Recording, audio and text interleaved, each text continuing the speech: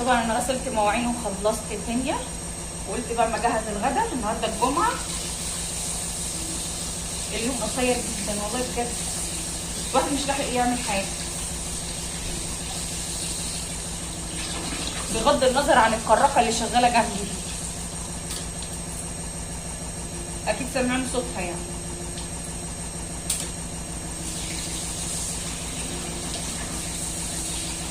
السمك ده انا هعمله مشوي النهارده، وهعمل له صينيه كشري في الفرن، كشري بطماطم، عشان يعرفوا ايه ده غدا.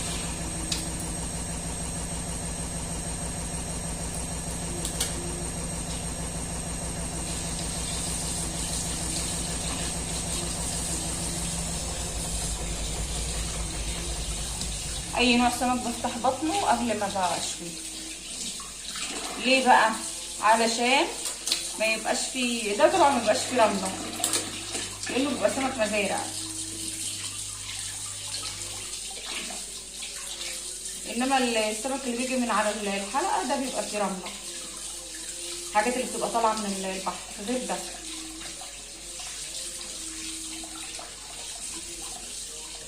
وعشان لما تيجي تاكلي برضه بطنه تبقى نظيفه يعني، ما يبقاش فيها حاجه.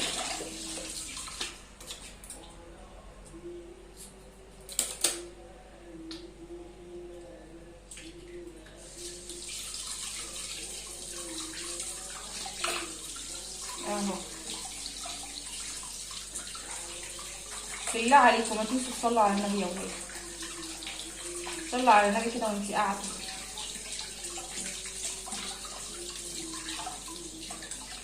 اليوم بسم الله الرحمن الرحيم، اليوم بيجري. انا هكمل بقى وايه وارجع لكم تاني اوريكم شويه الرز اللي هيتعملوا النهارده. بصوا بقى، انا كده خلصت السمك اهو، نروح نعمل له الدقه. طبعا احنا في العاده اصلا ما بنجيبش السمكه الصغيره دي، ده انا بس اللي ريقي جري عليها يتفاصى بعد عنكم. احنا دايما بنجيب اللي هو البولتي اللي هو الكبير اللي هو على الحلقه دوت. بس ما زهقت منه يعني، والله بجد زهقنا، فقلت اغير نفسي اكل السمكيه دي. بتفكرني بزمان لما كنا صغيرين والسمكه دي كانت بتتباع عندنا في العزبه، فانا بحبها قوي، فالحمد لله لقيتها وجبتها المره دي. هيك بس ما عادش عيب عليهم. يلا نروح نعمل لهم الدقه. هنعمل لهم الدقه اهو. بصوا انا عملتهم اصلا مقشراه اهو، واحطها في الكبه. طبعا اللي بيكره حد يعني قوي، بصوا كميه الشطه اهي. طبعا معظمكم عارف الشطه دي نوعها ايه. الشطه دي بيسموها الشطه السوداني، بيسموها الشطه السوداني، بس مش عارفه لها اسم تاني يعني ولا لا. اللي يعرف يبقى يقول لي، ده لو عارفين يعني بيقولوا لي. انا عايزه اقول لكم انها فعلا حاميه خالص. اهم حاجه دقه السمك تظبطيها، تظبط لك نافوخك على طول.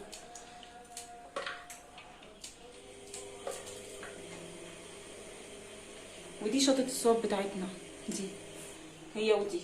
بصوا بنعمل لكم عرض اهو اللي عايز فلفل. بصوا الشطه عامله ازاي ما شاء الله، حاميه برضه.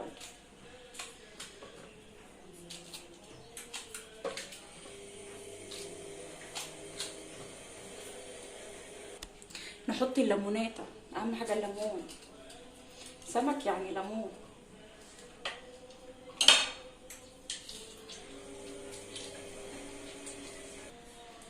نهدي الليله برضو بده وبده، نحط نص ده ونص ده برضو. الحمد لله ما بشتريش انا الحاجات دي، الحاجات دي عندنا يا جماعه الحمد لله، انا ما بشتريهاش.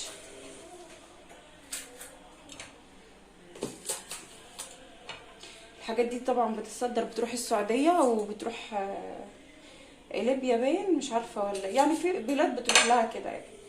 اهو بصوا طبعا سمك يعني ايه، خل، لازم نحط خل. بهاراتك يا قلب اختك. اسكت عشان ايه، جايبه كزبره بقالها مده لسه طحناها النهارده والله. اهو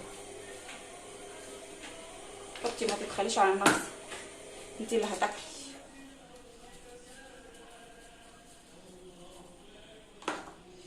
عشان ما يجيلكيش حموضه من السمك ما تحطيش زيت، لو حطيتي زيت على فكره بيعمل لك حموضه. لو جربي الموضوع ده او انت جربتيه هتعرفي ان اول ما بتحطي زيت على خلطه السمك بيجي لك حموضه، واحنا طبعا مش عايزين حموضه. وما تنسيش الملح اهو. دقه السمك ما تكونش دلع، خليكي شاطره كده واموره كده في مطبخك. بصي بقى انا ضربتها في الكبه اهي، شايفه؟ لا حاميه. هنعمل لكم بقى صينيه الكشري. ادي الرز اهو، العدس مغسول كويس ها اهو، وحطيناه في الصينيه.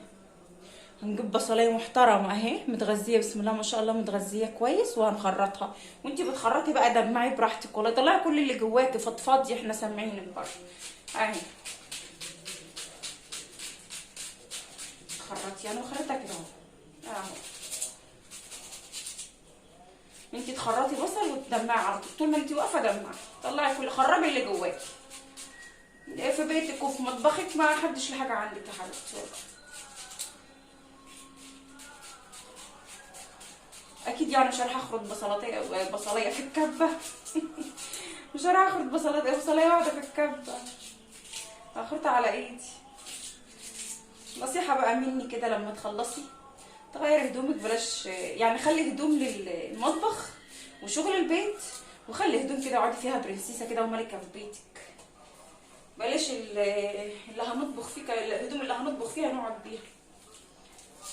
ومعايا الخضار اهو، بصي شبت وكزبره اهو، شبت وكزبره منعنعه زي وخضره وزي العسل. بصي شكلها حلو والله، دي بتاكل كده.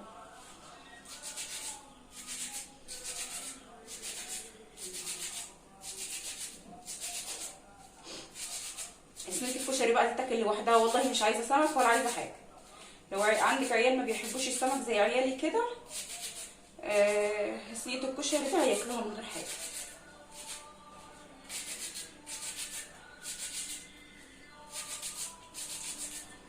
صليت على النبي ولا لسه بقى؟ صلي على النبي يا قلب اختك.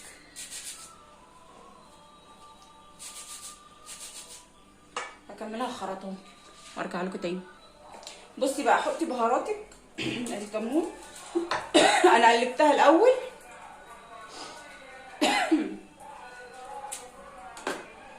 كزبره،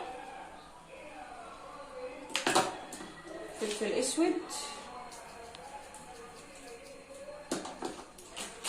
سنه ملح، انا حطيت كتير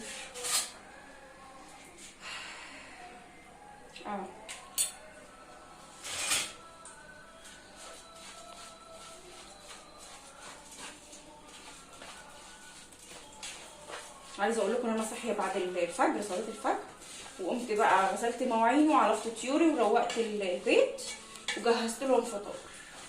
اصحى امتى بدري عن كده؟ القران الجمعه شغال. اصحى بدري ازاي تاني اكتر من كده مش عارفه يعني، اقوم امتى برضو مش عارفه. اليوم بسم الله الرحمن الرحيم، بسم الله الرحمن الرحيم يا ولاد.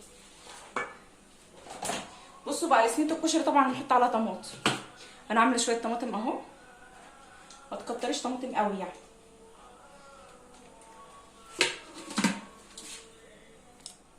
وهتحطي طبعا السمنه والزيت الادام بتاعك، طبعا عشان انا ما عنديش سمنه سيحت شويه، دول اللي كانوا في التسيحه اهو. كتر خيرك والله يا سمنه. وادي الزيت،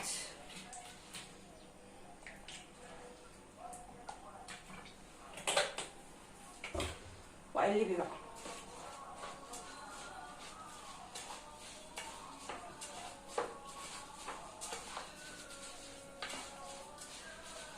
ومعايا جبت بقى ميه هنا على شويه الطماطم دول، اختاروا حبه الطماطم نحط عليهم حبه الميه اهو.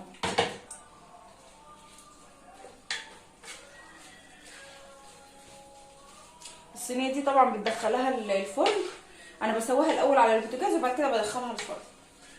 بس انا عايزه اقول لك احلى صينيه كشري تعملها في البيت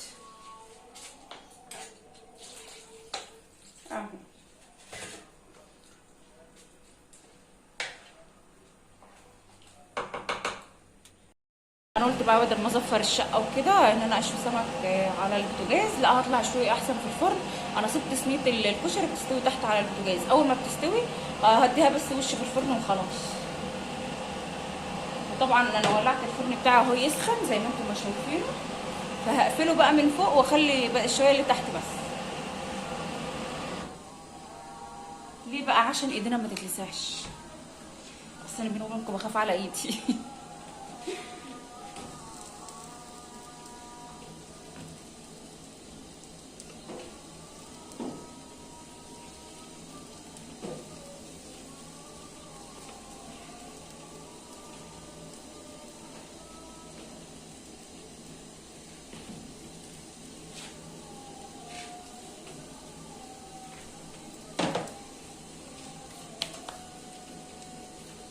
انا ما بحطش الجنب الفاضي دوت عشان خاطر الولعه بتاعتي اصلا بتاعت الفرن. الجنب ده ما اعرفش، بحس ان هو بارد، لكن بسم الله ما شاء الله يعني ده احسن، الجنب ده احسن. وفرن على موسم بس زي عسل، مقضيني والله والله العظيم بجد، مقضيني ومقضي كل حاجه، عمايل قرص بقى خبيز اي حاجه. اهو بقى اللي اتشوى وطلع اهو. النهارده الجمعه يا جماعه، اكثروا من الصلاه على النبي عليه افضل الصلاه والسلام. اهو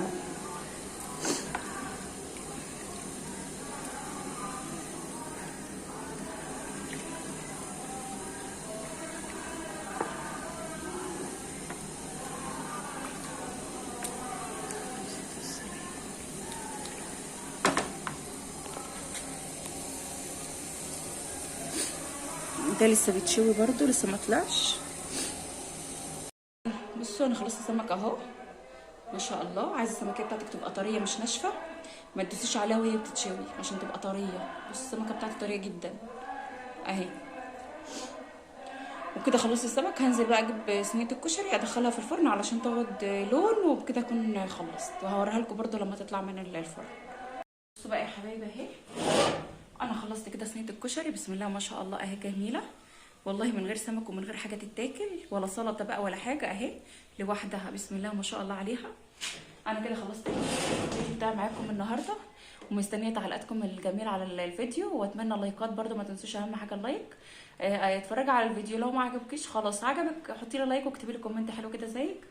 وما تنسيش تشتركي في قناتي لو انت مريتي كده على القناه وانت ماشيه كده ولا حاجه، ما تنسيش تشتركي. اشوفكم ان شاء الله كده في فيديو جديد.